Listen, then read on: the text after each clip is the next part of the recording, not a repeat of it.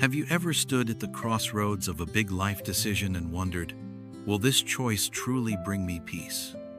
Maybe you've thought about moving into a nursing home. After all, the brochures promise safety, community, and freedom from chores. But what if I told you the reality isn't always what it seems? But the truth is, there are some hard lessons I had to learn the painful way. And today, I want to share them with you, heart to heart. Because if sharing my story can help even one person make a more informed, empowered decision about their future, it's worth it. Nobody talks about the realities until you're living them. That's why, in this video, I'll be opening up about 6 brutal lessons I learned after moving into a nursing home. Lesson I hope you'll take to heart whether you're considering the move yourself, helping a loved one, or just preparing for the future. So, let's sit down together, take a deep breath, and dive into it. The first thing that hit me harder than I ever expected was the loss of independence. You might not realize just how much freedom you have or had until it's suddenly not yours anymore. At first, it was little things. No more deciding exactly when to have breakfast. No more spontaneous trips to the store when I felt like it. Even something as simple as adjusting the thermostat or choosing what time to go to bed. It was now part of a schedule someone else created. And while the staff meant well, it was a constant reminder that my choices weren't fully mine anymore. I remember one afternoon in particular.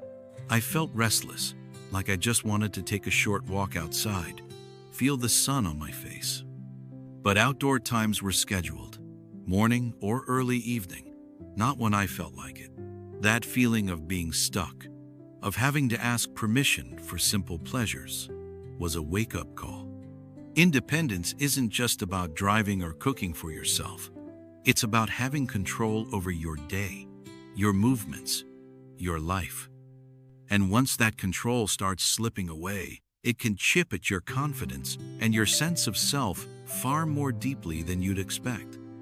If you're someone who treasures your independence, and I know many of you do, it's so important to think carefully about how you can hold on to it, even if a nursing home becomes necessary.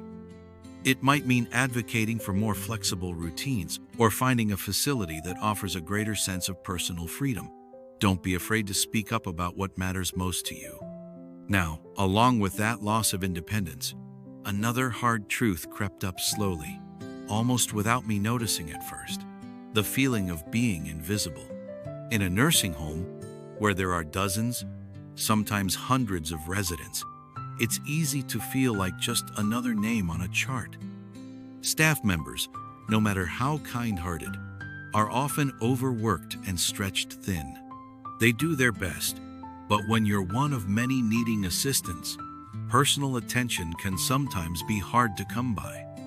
I'll never forget the day my birthday came and went with barely a mention. A small cake in the cafeteria, a few polite happy birthdays from the aides. But it felt hollow. Back when I lived in my own home, birthdays were full of life. Phone calls, little parties, the laughter of grandchildren. Here, it felt like a formality. And while I told myself it didn't matter, that birthdays were just another day, deep down, it stung. The thing is, it's not just about birthdays or special occasions. It's about the small, daily interactions that remind you that you are seen, valued, and known. When those interactions start to dwindle, it can take a toll on your spirit. You start questioning your worth, even when you know better. If you're considering moving into a nursing home or helping someone you love make that decision, don't underestimate the power of personal connection. Look for places where staff members are encouraged to form real relationships with residents. And if you do make the move, find ways to stay connected to your outside world.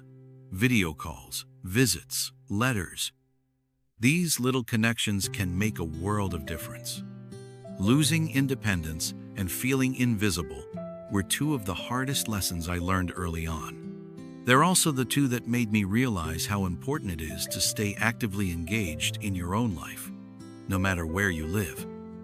It's about refusing to shrink, even when the walls around you feel a little closer than you'd like. And speaking of walls, that brings me to another tough realization that hit me unexpectedly: the feeling of isolation, even when you're surrounded by people. You'd think that living in a place with so many others around would be lively, full of chatter and companionship, and sometimes it is. But more often than not, I've found that loneliness can sneak up on you in the busiest of places. You see, just because people are physically close doesn't mean they're emotionally connected. Many of the residents kept to themselves, either because of memory issues, hearing loss, or simply because they were tired of starting conversations that felt awkward or repetitive. Sitting in a room full of people, yet feeling completely alone, it's a particular kind of loneliness that's hard to explain unless you've lived it. I remember sitting in the lounge one afternoon, the television blaring some game show nobody was really watching. Around me, a handful of other residents dozed off or stared blankly at the screen. I looked around and thought, is this what connection looks like now? Is this enough? I knew then that I had to make a choice: either sink deeper into that loneliness or fight to build real relationships. So I started small, saying hello to someone new at lunch, joining a book club, even though it felt intimidating at first, finding one or two staff members who seemed to really care, and making the effort to chat with them when I could. It wasn't easy, and it didn't happen overnight, but slowly, those small efforts built a little circle of connection that made all the difference. Feeling isolated is a real risk, but it's not inevitable. You have more power than you think to create small moments of connection. It takes courage, it takes effort, but it's worth it. Now that we've walked through these first truths together, the loss of independence, the painful feeling of invisibility, and the challenge of isolation, there's still more I want to share. Because understanding these lessons is only part of the journey. What you do with them is where real change begins. One of the biggest surprises I encountered after moving into the nursing home was how easy it was to lose a sense of purpose. You know, back when I was living in my own home, even the smallest daily routines gave my life structure. Cooking breakfast, watering the garden, fixing that squeaky door hinge.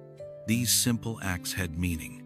They reminded me that I was needed, that my day had a direction. But once I moved in, so much of that structure disappeared. Meals were cooked for me. Laundry was handled by someone else. Even my medications were handed out like clockwork. At first, it sounded like a blessing. Who wouldn't want a break from the daily chores? But as the days turned into weeks, I began to feel adrift.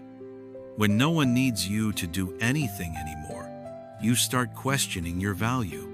You start asking yourself, what am I even here for? One morning, I sat by the window watching the maintenance workers outside trim the bushes, and an overwhelming feeling of uselessness washed over me. I wanted to grab the shears, roll up my sleeves, and do something, anything, to feel like I was contributing again. That's when it hit me. Purpose isn't something that automatically comes with where you live. It's something you have to actively seek out, no matter your circumstances. Finding purpose in a nursing home environment took creativity and persistence. I started helping one of the ladies in my hall write letters to her grandchildren. I offered to read aloud during the activity sessions for those who struggled with their eyesight. Little things, small efforts, but they lit a spark in me that had been dangerously close to going out. It reminded me that no matter our age or situation, we are never too old to make a difference, even if that difference is just brightening one person's day. Another lesson that came hard and fast was how easily your health can decline when you're not paying close attention. You'd think being in a place surrounded by healthcare professionals would mean better health, right? Well, not exactly. In fact, It's all too easy to slip into bad habits when everything is done for you. You move less, eat what's served without thinking about nutrition, and spend more hours sitting than you ever did before. I noticed it first when my pants started fitting a little tighter, and I got winded just walking from my room to the dining area. Then came the sore joints, the loss of strength in my hands, and that sluggish feeling that just seemed to linger all day. It was a wake-up call, a loud one. What many people don't realize is that staying active after 60, 70, or even 80 isn't just a nice to have, it's essential for survival. Movement keeps your muscles strong, your balance sharp, your heart pumping. Without it, decline comes faster than you expect. I had to make a conscious choice. I started walking laps around the garden, even when it was just a slow shuffle at first. I did simple stretches in my room every morning, using the side of my bed for support. I asked the staff if they could add a little extra vegetable to my plate whenever possible. Small steps, but when you add them up day after day, they create real change. It's not about running marathons or lifting heavy weights. It's about fighting for your vitality, about refusing to settle for just getting by. Every bit of strength you can hold on to, every little ounce of energy you can protect, matters more than ever. And that brings me to something else that caught me off guard: how important it is to advocate for yourself. You might think that once you move into a nursing home, your needs will automatically be taken care of. But the truth is, no one will ever know exactly what you need unless you speak up firmly and clearly. I'll be honest, it wasn't easy for me at first. I grew up in a time when you didn't question authority, when you said thank you and yes ma'am, even if you weren't completely satisfied.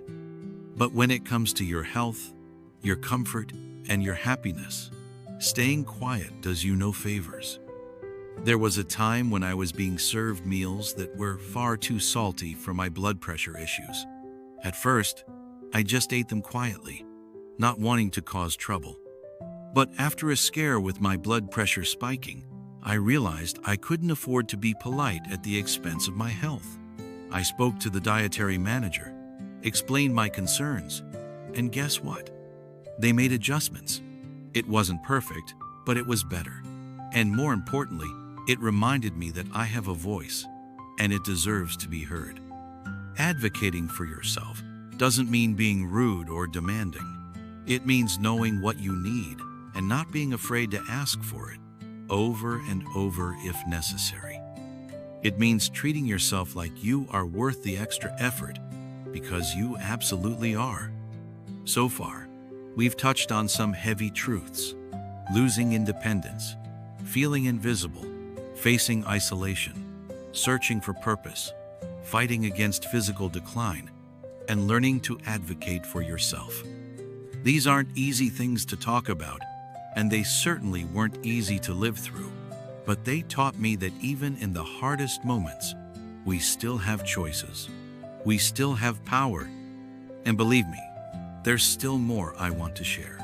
Because understanding the challenges is only half the story. Finding hope and strength on the other side of them is where the real beauty begins. Another hard truth I learned, one that still stings if I'm being honest, is that not all friendships last when you move into a nursing home. I had this idea, this hope, that my friends from before would keep visiting, that we'd still talk and laugh like we always had. In the beginning, they did come by. A few times a month, a quick hello, a coffee brought in from outside, some updates about what was happening back home. But as the months passed, the visits grew fewer, the calls shorter. It wasn't anyone's fault, really. Life moves on for those on the outside. People get busy with their families, their own health struggles, and before you know it, you're no longer part of their everyday rhythm. I can remember sitting by the window one Sunday afternoon, watching the cars come and go in the parking lot, hoping to see a familiar face. Hours passed, and nobody came. That was the day I realized something important. I had to stop measuring my happiness by who showed up. I couldn't cling to what used to be. I had to open myself up to what could be. That meant forming new friendships right there in the nursing home. And let me tell you, that wasn't easy at first. Everyone carries their own stories, their own losses. But when you're willing to be a little vulnerable, to smile first, to say hello, to invite someone to sit with you at lunch, you start building something new. And sometimes, those new friendships surprise you with how deep they can become. I became close to a gentleman named Frank, who shared my love for crossword puzzles and old jazz music. We would sit together for hours, exchanging stories and solving the world's problems one puzzle at a time. Those afternoons became something I genuinely looked forward to. It wasn't the friendships I lost, it was the new ones I was brave enough to make that saved me. And here's the thing, moving into a nursing home doesn't mean the end of your social life. It just means it changes. And change, while uncomfortable, often brings gifts we never expected. As I look back on all these lessons, maybe the hardest but most beautiful one is this. Resilience isn't something you're born with. It's something you build, day by day, experience by experience, heartbreak by heartbreak. I didn't know how strong I was until I had to be. Until sitting alone in a new room, facing uncertainty, I chose to keep moving forward instead of giving up. And you know what? You are stronger than you realize too. There's something powerful about reaching a point in life where you understand that happiness isn't about perfect circumstances. It's about how you respond to the imperfect ones. It's about finding laughter even on the hard days, gratitude even when you feel a little forgotten, and purpose even when the world tells you to slow down and sit quietly. If you're watching this and you're feeling uncertain about your future, whether you're considering a move, already living in a nursing home, or just wondering what's ahead, I want you to hear this loud and clear. You still have a beautiful, meaningful, important life ahead of you. Every morning you wake up is a chance to create a moment of joy, to offer kindness to someone else, to make a memory that matters. You might have to fight a little harder for it now. You might have to dig deeper. But oh, is it worth it? Before we wrap up, I want to leave you with a few simple thoughts. First, never be afraid to advocate for the life you want, whether that's within a nursing home, at home with family, or anywhere in between. Your needs, your happiness, your dignity are not negotiable. Second, remember that purpose doesn't retire just because you do. Whether it's sharing wisdom, volunteering your time, creating something beautiful, or simply being a warm, welcoming presence for someone else, you have gifts this world still desperately needs. And finally, choose connection over isolation. Even when it's hard, smile first, speak up, reach out. You'll be amazed at the friendships and bonds you can still create, even in the most unexpected places. If you've made it this far into the video, thank you for sharing this time with me. It means more than you know. I'd love to hear your thoughts in the comments, whether you've experienced something similar or if you have your own lessons and advice to share. Your story matters. And if you found this video helpful, please give it a like and subscribe to the channel. We're building a community here where every story, every experience, and every piece of advice has value. A place where we remind each other that aging isn't about fading away. It's about shining differently. Here's to living your best, brightest life at any age. You are capable. You are powerful. And most importantly, you are never alone.